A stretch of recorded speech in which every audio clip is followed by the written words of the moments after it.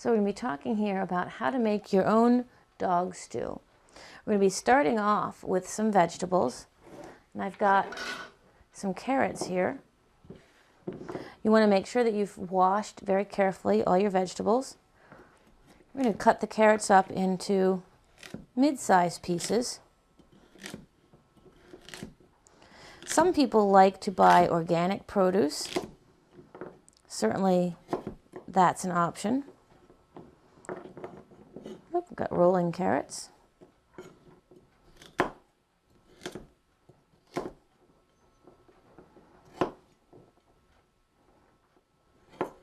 So I used 3 carrots.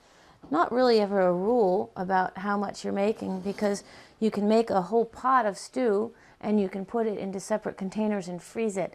If you have a couple of large dogs, they'll probably eat a whole pot of stew in 1 or 2 days, in which case there's no reason to freeze it. But if you have smaller dogs, it would make sense to make one stew up front and then freeze smaller portions of it. So it's really not a science about how many carrots, how many zucchinis, how many potatoes you're going to use.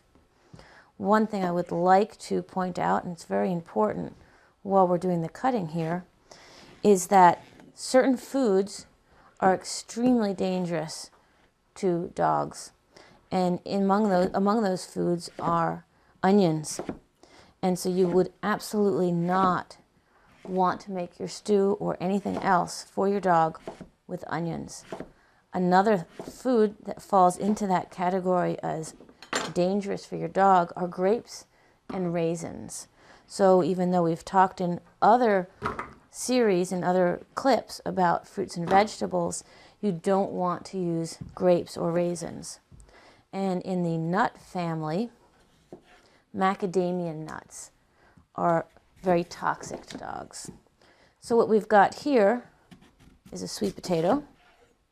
And I'm going to be cutting the sweet potato up into, again, medium-sized pieces. Now, I'm used to cooking for larger breed dogs.